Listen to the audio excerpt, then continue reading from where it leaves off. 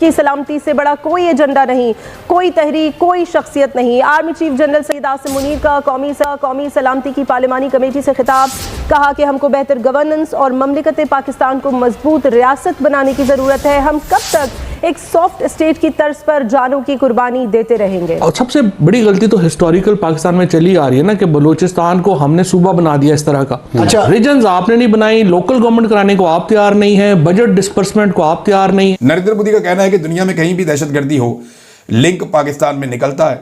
Usama bin Laden 9/11 का जिम्मेदार था और वो पाकिस्तान के अंदर पनाह लेकर बैठा हुआ था। वो कहते दुनिया पहचान गई है पाकिस्तान की ये पॉलिसी। नरेंद्र मोदी की सारी बातें गलत नहीं है। देखिए, उसामा बिन लादेन पाकिस्तान में ही पकड़ा गया ना, कहीं और तो नहीं पकड़ा गया। पाकिस्तान से ट्रेनें भर भर करके लहूलुहान और लोग और लाशें आने लगी। बड़ा डरावना दृश्य था। दुनिया में कहीं पर भी टेररिस्ट की घटना घटती है तो कहीं न कहीं सूत्र पाकिस्तान जाकर के अटकते हैं। अब देखिए 9/11 इतनी बड़ी घटना घटी अमेरिका में, उसका मेन जो सूत्रधार था उसामा बिन लादेन, वो आखिर में कहां से मिला? और इंशाल्लाह मैं वो दिन देखना चाहता हूं कि जब इनको चुन चुन कर टारगेट करे हमारी फोर्सेस और मारे, इनको इबरत का निशान बनाए। तो इन्होंने मतलब मजाक बना दी है। कभी मदरसों पर हमला करते हैं, कभी मसाजिद में जाकर जनाब खुदकुश हमले करते हैं, कभी चांदनी में करते हैं। हमारे बच्चों का खून तक जो इन्होंने छोड़ा, माफ किया नहीं है। तो हम इनको माफ करें? बिल्कुल माफ नहीं करेंगे और हम इनको मारेंगे। बड़ा फेमस वो इंटरव्यू है जिसमें उन्होंने बोला कि तालिबान ने गुलामी की जंजीरें तोड़ दी, यही बोला था जी। उसी वक्त हमारे उस वक्त के DGI general Faiz Kabul Serena के अंदर चाय पी रहे थे और वो कह रहे थे कि एवरीथिंग इज अंडर कंट्रोल। ये आप देखें किसने केस को, बलूचिस्तान के केस को या पाकिस्तान के केस को इंटरनेशनलाइज किया है। देखिए, भारत ने एग्जैक्टली इंटरनेशनलाइज किया क्योंकि उनके पास एक बड़ा तगड़ा इंग्लिश मीडिया है जो पूरी दुनिया उस मीडिया को देखती है साउथ एशिया की डेवलपमेंट्स के हवाले से। दूसरी तरफ पाकिस्तान की तरफ से आप देखें, आपके foreign minister, information minister, prime minister की तरफ से कोई स्टेटमेंट नहीं आई। इवन इंटीरियर मिनिस्टर जो है, कोई स्टेटमेंट नहीं आई कि हमें कैसे, किस तरह का थ्रेट है, भारत कहां पे इसमें क्या कर रहा है, अफगानिस्तान क्या कर रहा है। वो जिसे कहते हैं ना, टॉप डाउन अप्रोच होनी चाहिए कि आप टॉप लेवल पे लीडरशिप बोल रही हो तो फिर हर जगह उसकी बात आती है। यानी मुझे बताएं कि अफगानिस्तान से लोग इलीगल इंडिया क्यों नहीं चले जाते? वहां पे ऑब्वियसली भारत का एक बड़ा इन्फ्लुएंस है, भारत बहुत इन्वेस्ट कर रहा है अफगानिस्तान में, लेकिन मजाल है कि एक भी अफगानी इलीगली बॉर्डर क्रॉस कर सके या इंडिया के अंदर एंटर हो सके। उन्होंने अपना सिस्टम ऐसे बनाया हुआ है कि वो कोई भी ऐसा काम नहीं होने देते जिससे उनका अपना मुल्क अनस्टेबल हो। फिर मैं बात करती हूँ ईरान की। ईरान का एक अपना इन्फ्लुएंस या इंटरफेरेंस मौजूद है अफगानिस्तान में किसी ना किसी हद तक, लेकिन क्या ऐसा होता है कि वहां के लोग भी वहां से वहां ट्रेवल कर लेते हैं? आज आप देखें कि हम दोनों इन ममालिक को अपने ब्रदर इस्लामी ममालिक कहते हैं, लेकिन चाबहार के ऊपर कौन इन्वेस्टमेंट कर रहा है? भारत कर रहा है ना। तो हमें ये अंडरस्टैंड करना चाहिए कि स्ट्रेटेजिकली पाकिस्तान पहले जहां खड़ा है उसके अपने जो स्टेक्स हैं, पहले उनको किस तरह प्रिजर्व करना है। हम बहुत अरसे तक कहते रहे कि ये ब्रदर इस्लामी मुल्क है, इनको तो हमने अकोमोडेट करना है। एक पार्टी थी जिसका मैं नाम नहीं लेना चाहूंगी, जो बड़े अरसे तक कहती रही कि जो TTP के लोग हैं उनको कौमी धारे में लाने की बड़ी सख्त जरूरत है। अगर आप उन्हें कौमी धारे में लेके आ जाएंगे तो वो बिल्कुल ठीक हो जाएंगे। उसका नतीजा क्या निकला? और ये पहली दफा नहीं हुआ, इससे पहले भी माजी में इस किस्म की बातें बहुत सी पॉलिटिकल पार्टी करती रही जो कि तालिबान माइंडसेट रखती थी। आपने पहले उस माइंडसेट को चेंज करना था। आज भी आप KP में चले जाएं तो वहां पर भी एक वाजे डिफरेंस ऑफ ओपिनियन मौजूद है TTP के हवाले से, जो पुराने लोग हैं या जो नए लोग हैं। मैं खुद बलूचिस्तान में 1 से ज्यादा मर्तबा गई हूं। आप बलूचिस्तान का भी हवाला दे रहे थे। मेरे ख्याल में यह समझने की जरूरत है कि वहां पर जो पुरानी सियासी लीडरशिप है जो 60s और 70s की एज में है, वो आज भी ये कहती है कि वो जो फला फला बॉर्डर अफगानिस्तान या फला जगह से जुड़ा है वहां से खुदारा आप स्मगलिंग होने दें, क्योंकि उस इलाके का जो जरिया माश है वो सिर्फ स्मगलिंग है। आप मुझे ये बताएं कि जब सियासी लीडरशिप की ये अप्रोच होगी कि उस इलाके में स्मगलिंग को अलाउ कर दे स्टेट, क्योंकि वहां के लोगों का जरिया माश ही है, तो फिर आप ये बताएं कि उस मुल्क की तरक्की कैसे हो सकती है? उस मुल्क में रूल ऑफ लॉ कैसे चल सकता है? अभी सब हवाला दे रहे थे अक़वाम मुत्तहिदा की करारदाद का। मैं ये पूछना चाहूंगी कि कश्मीर के हवाले से भी तो अक़वाम मुत्तहिदा की करारदाद आई थी, फलस्तीन के हवाले से भी आती रही है, गजा के हवाले से भी आती रही है। कितना फर्क पड़ जाता है इन करारदादों से? मैं कहती हूँ कि इसको जहाज बना के उड़ा देना चाहिए। उसकी एक बड़ी वजह यह है कि अक़वाम मुत्तहिदा की करारदादों का कोई वेटेज नहीं होता उन ममालिक के ऊपर जो कि अपने पैरों पर खड़े होते हैं। इसलिए आज तक इन करारदादों को ना कभी भारत ने सुना, ना कभी अमेरिका ने सुना और ना ही वेस्ट के किसी बड़े मुल्क ने सुना।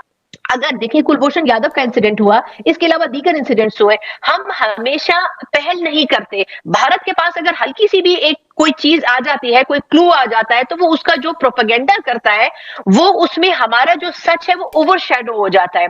मेरा असल सवाल यह है कि हमारी जो पॉलिसीज हैं, वो जो एग्जीक्यूट करने वाले लोग हैं, वो एस्टेब्लिशमेंट नहीं है। बुनियादी तौर पर फ्रंट के ऊपर तो पॉलिटिशियंस हैं, जो हमारी सियासी लीडरशिप है वो है। तो मैं सिर्फ ये कहना चाहूंगी कि हमारा कुछ अपना भी कसूर है। बलूचिस्तान का इंसिडेंट हुआ, इसमें कोई दो राय नहीं है कि हमारे सिक्योरिटी फोर्सेस ने जान पर खेल के ये सब कुछ ठीक करने की कोशिश की, लोगों को बचाया। लेकिन अगर आप बलूचिस्तान गए हो, जो आप यकीनन गए होंगे, तो आपको समझ आ जाएगा कि वहां पर कई ऐसे इलाके हैं जहां लोग ये समझते हैं और जानते हैं कि बीएलए जैसी तंजीमें वहां पर स्लीपिंग सेल्स में मौजूद हैं, लेकिन वो स्टेट को बताने से कासिर हैं। वो वहां पर मौजूद उन लोगों को पनाहे देते हैं। उसकी रीजन ये है कि वो स्टेट से, अगर आपने उनके इश्यूज को एड्रेस नहीं किया तो कभी भी आप उस इलाके को तब्दील नहीं कर सकते हैं।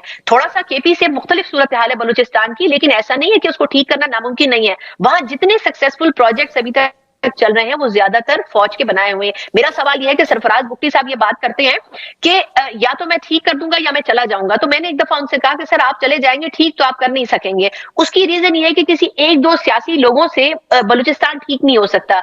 वहां का जो पूरा सिस्टम है उसको कोलैप्स करने की जरूरत है, जो कि करप्शन में डूबा हुआ है। यानी कि मैं वजारत आला से निकाल दिया जाऊंगा, और क्योंकि मैं जो ठीक करना चाहता हूं वो यहाँ के लोग बर्दाश्त नहीं कर रहे। बिल्कुल प्रैक्टिकल बात है, एक जगह जहां पर सालों से करप्शन हो रही हो, जहां 1 करोड़ में से 99 लाख रुपए हड़प कर जाते हो और 1 लाख रुपए भी कागजों में नजर आते हो, तो वहां पर किसी चीज को ठीक करना बड़ा मुश्किल होता है।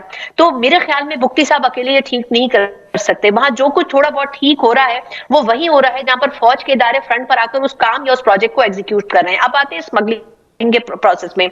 देखिए मेरा मानना यह है कि चाइना का भी तो बॉर्डर है ना गुजरात के ऊपर, वहां से स्मगलिंग उस तरह से क्यों नहीं हो पाती? वहां एक तरीके से एक्सचेंज होती है गुड्स की, चाइना से सामान आता है या पाकिस्तान से जाता है। बात सिर्फ यह है कि जहां पर हम लेवरेज देते हैं वहीं पर दूसरा हाथ से हमारे गले पर चले जाता है। मेरा सिर्फ सवाल ये कि अगर सिस्टम को हम पूरा। नमस्कार दोस्तों, स्वागत है आप लोग का हिंदुस्तान स्पेशल के एक और नए वीडियो में। दोस्तों जैसे आप जानते हैं कि पाकिस्तान में जब से ट्रेन हाईजैक हुआ है तब से लगातार बातें चल रही हैं कि कैसे इन सब चीज़ों को रोका जाए। एक तरफ जहां नरेंद्र मोदी जी का जो पॉडकास्ट है वो वायरल हो रहा है, जिसमें कि वो ये बताते हुए नज़र आ रहे हैं कि कैसे पाकिस्तान जो है वो आतंकवाद जहाँ पर भी होता है उसमें कहीं ना कहीं शामिल होता है। तो वो वीडियो एक जब वायरल हो रही तो दूसरी तरफ पाकिस्तान ये बात बोल रहा है कि हमें कैसे भी करके इन सब चीज़ों को रोकना चाहिए, क्योंकि बलूचिस्तान में लगातार जो अटैक है वो बढ़ते जा रहे हैं। अगर आप 2025 में अटैक की संख्या देखें तो वो लगातार दोगुना से तिगुना हो चुकी है, और यही पाकिस्तान के लिए सबसे बड़ी टेंशन है। क्योंकि अगर आईएसआई को देखा जाए, अगर पाकिस्तानी आर्मी को देखा जाए, तो एक भी ऐसा अटैक है जो बीएलए, टीटीपी या फिर और भी संगठन जो कि पाकिस्तानी आर्मी के खिलाफ हैं, वो उनकी एक भी अटैक को नहीं रोक पा रहे हैं। अभी ट्रेन हाईजैक हुआ ही था कि एक बार फिर से बम विस्फोट जो है वो बस में हो गया। मतलब ये दिखाता है कि टीटीपी और बीएलए जो है वो कितना ज़्यादा जो है वो कहीं ना कहीं बहुत अच्छे तरीके से जो है वो हमले कर रहे हैं, क्योंकि उनका एक भी हमला जो है वो मिस नहीं हो रहा है। और यही पाकिस्तानी आर्मी के लिए बहुत ज़्यादा सिरदर्द बन चुका है कि वो इन सब चीज़ों को रोके कैसे, और जो टीटीपी और बीएलए की प्लानिंग है उसको कैसे ध्वस्त करे। दोस्तों एक तरफ जहाँ इमरान खान जब उस टाइम पे प्राइम मिनिस्टर था, तब तालिबान के आने के बाद उसने कहा था कि तालिबान ने जंजीरें तोड़ दी है, इस प्रकार की बातें कही थी। और अब वही तालिबान जो है वो पाकिस्तान में बोल रहा है कि हम शरिया कानून लागू करेंगे। तो पाकिस्तान को बुरा लग रहा है। मतलब पाकिस्तानी उस टाइम पे ये बोल रहे थे कि तालिबान जो है वो शरिया कानून लागू करके बहुत अच्छा कर रहे हैं, लेकिन अब वही शरिया कानून जब पाकिस्तान में लागू करने के बाद टीटीपी या फिर टीटीपी कर रही है, तो फिर इन पाकिस्तानियों को बुरा लग रहा है। और बीएलए बलूचिस्तान लगातार जो है वो अलग होने की मांग कर रहा है, और टीटीपी और बीएलए साथ मिलकर जिस प्रकार से अटैक कर रहे हैं, उनकी प्लानिंग देखने से लगता है कि वो कहीं ना कहीं बहुत बड़े तौर पे प्लान कर रहे हैं।